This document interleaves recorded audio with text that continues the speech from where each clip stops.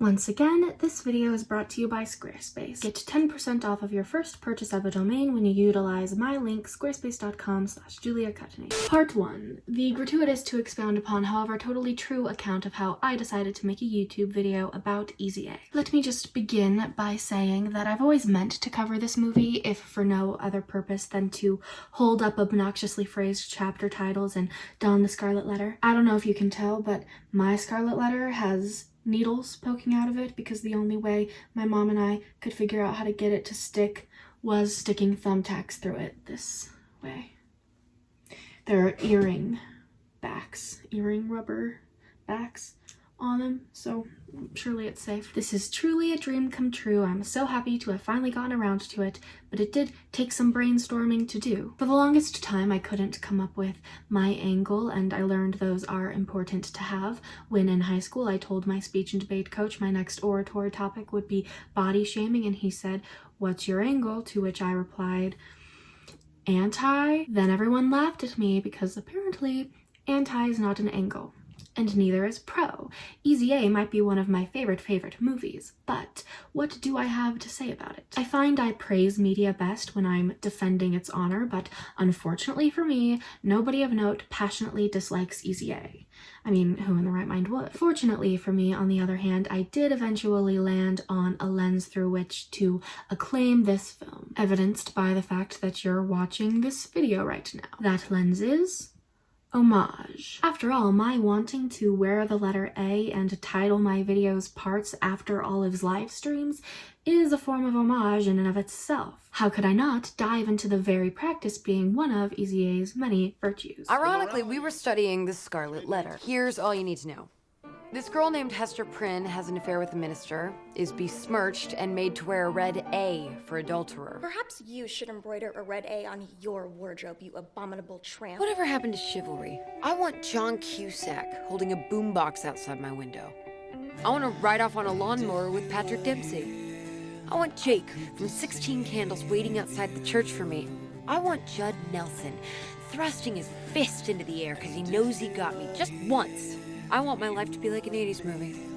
Preferably one with a really awesome musical number, for no apparent reason. And the plot thickens, mind you. A while back, Netflix briefly acquired the rights to host Friends with Benefits of 2011, prompting me to rewatch it. It's hard to say why I appreciated it so much more then than when I first saw it, but my working theory is that its reputation has been perpetually bogged down by No Strings Attached, released the same year. These two are rarely brought up unless to point and laugh at the irony of it all. The truth is, we both did a movie. I did a movie called Friends with Benefits, and he did a movie called No Strings Attached. Yes. And if we would have just paid attention to how those movies turned out, we would know that we can't go into a relationship this way. Yeah. And yet we did exactly as both those movies foretold. I, however, have had the profound realization that one is far superior to the other. To be fair, I still haven't rewatched No Strings Attached, so maybe it deserves a fair shake as well, but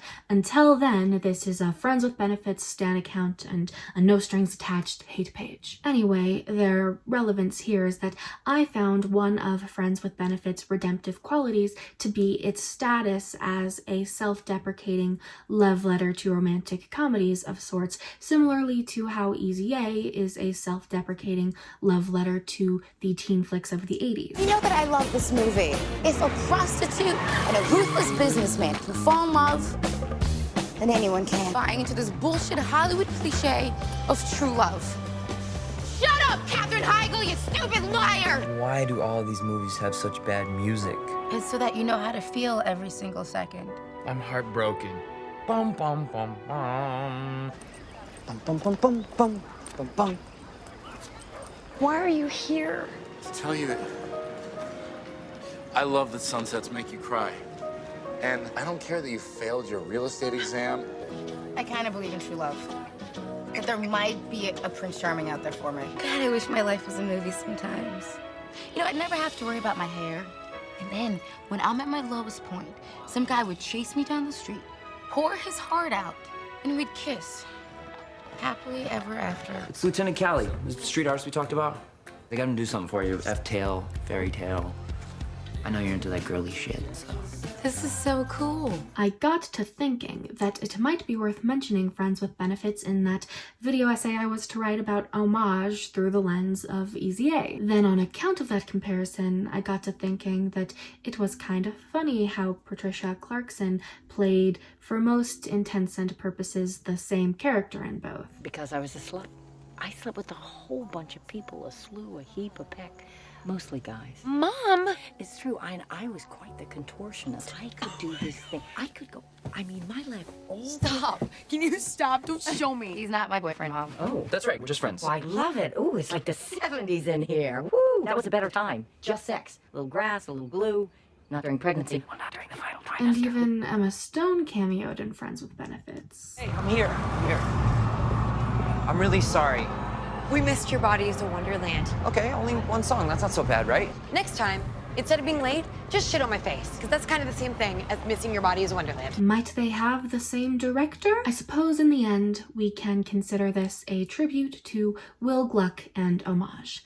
Thank you for your service. Part 2, the definitive pronunciation and interpretation of the term at issue. Now, some of you might be thinking, that's nice, Julia, but how am I supposed to trust your opinions on homage if you can't even bother saying the word correctly? Trust, I'm well aware that many prefer homage or dropping the H as in homage, but homage is the way I've always said it, and according to my research, I am allowed to carry on. I'm hypervigilant with more complicated words since the time I mispronounced Oedipus as Oedipus, referencing the Oedipus complex. That's the sound that reverberates throughout my brain every night when I'm trying to sleep.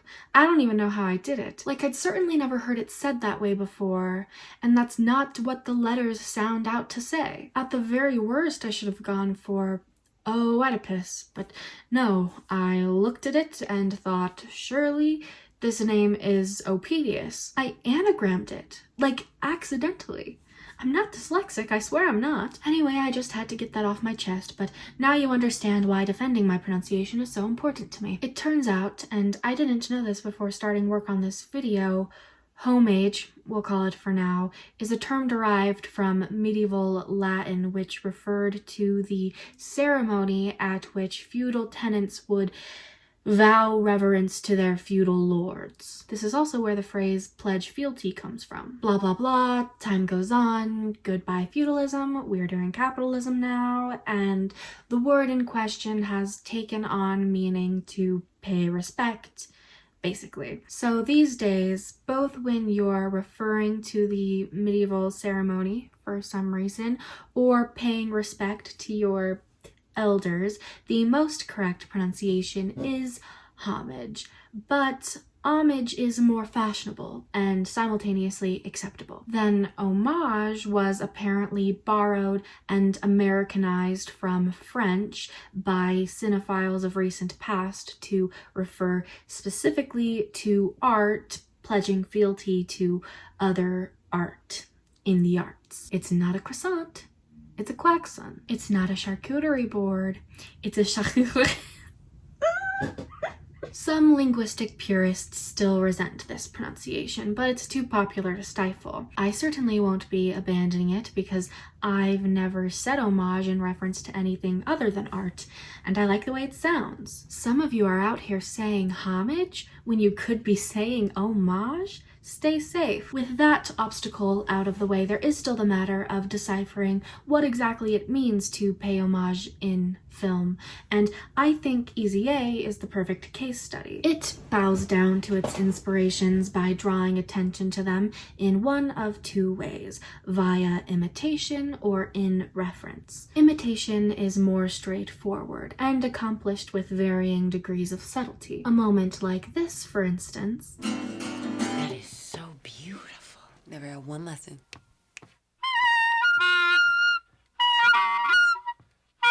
Never had one lesson. Can easily pass by undetected by the untrained eye. But any given audience member, no matter how stupid or uncultured, is unlikely to miss parallels being drawn to the work of Nathaniel Hawthorne and John Hughes. Emma Stone all but transcends your viewing device to slap you in the face about it. Olive Pendergast and Hester Prynne are both unfairly puritanically judged, so the latter imitates the former by donning the scarlet letter. Lobster Todd takes Olive on a lawnmower ride because she wants her life to imitate a high school comedy from the 80s. Edward and Bella are studying Romeo and Juliet in school, and what do you know? Edward tries to unalive himself under the impression that Bella is dead. Fear Street kills off its top-billed cast member too soon in a familiar manner. Speaking of Scream, it might be a better movie to look towards for homage in the form of reference. Easy A certainly does feature dialogue which mentions what it's trying to evoke, but it would be fair to point out that many of those scenes are precursors to the imitation that follows. Scream, on the other hand, which popularized self-awareness in horror, gets much of its satirizing done by name-dropping other films. What's your favorite scary movie? I don't know. You have to have a favorite. What comes to mind? Halloween. I think it's more debatable whether this counts as homage. I mean, Easy A name drops media in a way that's clearly not a show of respect. The Bible. Oh, that's in bestsellers, right next to Twilight. The difference, I think, is taking into consideration the overall context of a movie utilizing reference. Of course, Easy A isn't tossing Twilight credit for inspiring it, because it and Twilight have nothing in common if you dig deeper than teenagers and romance. But when Scream's characters talk about this or that horror movie, even if they're mocking it, I'd argue the reference serves to aggrandize the genre at large. Part 3. A lady's retelling and a gentleman's parody. I suppose it's debatable. Not to open up a can of worms, but homage is synonymous with respect. So if Scream is largely satirical, which I do believe it to be, how can it also host homage if satire is critical by definition? Can critique and respect go hand in hand? In the case of Scream, I think yes. It embraces most every cliche it mocks. No, it's just what's the point? They're all the same. Some stupid killer stalking some big-breasted girl who can't act, who's always running up the stairs when she should be going out the front door. It's insulting. It was directed by the same director of movies it directly fires shots at. I like that movie. It was scary. Well, the first one was, but the rest sucked. The problem is, if I marry myself to this logic, in the name of consistency, I might also have to consider parody under the umbrella of homage, and I don't want to. You know, I've never really liked Scary Movie because I find it redundant to parody what's entire brand is self-awareness. Like, Scary Movie was Scream's working title. You're just gonna make fun of all the same stuff it's unscripted? Okay. My personal feelings about Scary Movie are beside the point. I bring it up because if the bread and butter of homage is in fact imitation, doesn't a spoof like it count? I'd like to say no, because parody is mockery and mockery can't coexist with reverence, but if I think critique can coexist with respect for Scream's sake, you know, the connotation of satire is actually a lot more mean-spirited than parody. It's easy to get lost in the weeds, but I've come to the conclusion that whether or not satire can be homage, or whether or not Scream is satire, spoofs certainly can't be homage for an entirely unrelated reason. Unrelated reason being, spoofs operate as retellings, and retellings I don't think count. I mean, would it not be superfluous in a review of Beastly to be like, Beastly pays homage to Beauty and the Beast? It does not. It is Beauty and the Beast. But Julia, isn't Easy A retelling of the Scarlet Letter? No, actually, no, it isn't. Sometimes when people are talking about wanting more modernized adaptations of classic literature like Clueless or Cruel Intentions, they throw Easy A in there for good measure, but comparatively, it shares very little with its inspiration. Every character in Clueless is one-to-one comparable with a character in Emma, as are their events. The same can be said for Cruel Intentions and Dangerous Liaisons. Easy A and The Scarlet Letter are thematically attached at the hip is all, which Homage helped to amplify. Olive and Hester are counterparts, but none of their supporting characters have one, and to my knowledge, the actual plots of the two stories don't have much in common either. Like, Hester is an actual adulteress, and Olive is just a liar. I did start reading the book for this video's purposes, but I haven't finished it because I have a deadline and I get the gist. It has been a worthwhile venture though, because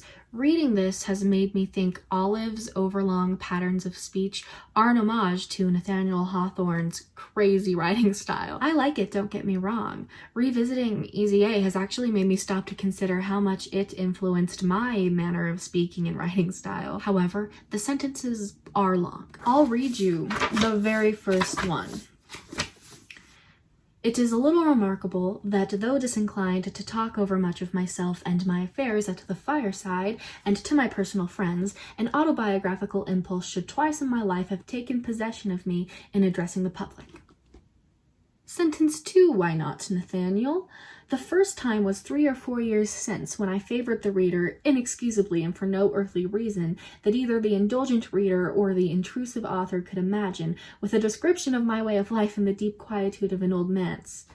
These are sentences, not paragraphs. It's not just the old-timey way of speak, it's the structure. Look at all those hash dashes. Do you see all them? You know what? We're gonna flip to a random page and read a sentence. How about? I'm going to choose one that isn't dialogue. When the young woman, the mother of this child, stood fully revealed before the crowd, it seemed to be her first impulse to clasp the infant closely to her bosom, not so much by an impulse of motherly affection as that she might thereby conceal a certain token which was wrought or fastened into her dress. Quite long, hash dashes and a semicolon. In one sentence. Moving on, now that we've established retellings aren't homage, spoofs are retellings, but Easy A is not, perhaps we should finally get into what I think differentiates ineffective homage and effective homage. Like, sure, Easy A does the thing, but why, in my opinion, is it well done? Part 4. How I, Juliacudney, separate the acceptable from the exceptional. Lucky for us, Easy A comes with a built-in companion for comparison. I said I liked Friends with Benefits' usage of homage, and I do, but in juxtaposition, the leg up Easy A has is in specificity. The musical number represents Ferris Bueller's Day Off. The fist thrust represents The Breakfast Club. I guess Mila Kunis waits outside of a theater playing Pretty Woman, and she name drops Katherine Heigl, but neither of those references are met with imitation. And outside of them, Friends with Benefits is more so paying respect to the vague idea of rom-coms, which it often mistakes for fairy tales. Look no further than the movie within the movie, which more closely resembles a Hallmark original than anything theatrically released. I'm not saying Friends with Benefits is bad at homage. I still find its climactic embracing of grand romantic gestures satisfying. I can't ask it to be as good as Easy A. And it could be worse. In fact, I've seen worse relatively recently in Isn't It Romantic of 2019. In it, Rebel Wilson hallucinates being transported into a romantic comedy, and to be fair, I don't remember it well, but I do remember mine and my sister's big giant problem with it being that we didn't feel like it got rom-coms. It's all about how perfectly perfect her new life is, and while that perfection might accurately represent the genre when it satirizes apartments and wardrobes too nice and too trendy, it doesn't as accurately represent the genre if we think of it in terms of the rom part of the equation. Liam Hemsworth plays her fictitious love interest, and he's a flawless billionaire who gives her his number by writing each digit on a rose petal. That's not what rom-coms are like. That's a film bro's uninformed image of romantic media. Romance fans, we're all about intrigue, tropes like enemies to lovers or fake dating. If ever a character so ideal does exist, our character chooses the other guy on account of loving him more genuinely. If her endgame is actually rich, he's non-committal like Mr. Big, or abusive like Christian Grey. The director of Isn't It Romantic also directed The Final Girls, which more or less has the same premise, but it is instead a slasher flick, and for what it's worth, I like that one better. Whatever, on the subject of inaccurate homage, I'd like to complain about After's worst quality, which is its careless throwing of influential material at the wall in desperate hope that a classic's substance will stick to it. Elizabeth Bennet needs to chill. She gave Darcy a way worse time than he deserved. Are you saying that Darcy was not in love with Elizabeth? Are you saying that Darcy was not in love with Elizabeth? That's not what he said. They're not even talking about Pride and Prejudice. It's just being used as a launchpad for this inferior story's own themes. Another reason homage can fall short for me, besides being unspecific, inaccurate, or insulting, is failing to justify its presence. I've been watching Dawson's Creek. No spoilers in the comments, I'm only on season 3. Something I didn't expect going into the series was that it would be as metatextual as it is. Dawson himself is a Steven Spielberg fanatic who makes little movies, always grossly inspired by the actual goings-on of his life. He and his friends talk like they're narrating their own character arcs, and every once in a while an entire episode is dedicated to paying homage to something or another. The 7th episode of season 1 is the best I've seen so far because it makes perfect sense for Dawson's Creek, a show which features next to nothing but kids talking about their feelings, to imitate The Breakfast Club. The worst, season 3, episode 7, is instead that same show's take on the Blair Witch Project. It makes so little sense, in fact, that a little romantic twist is added to their town's witch lore so that the characters can go about their business as usual and bang on about true love. This time apart has me wondering if our bond was but an illusion. Is that what you think, Joey?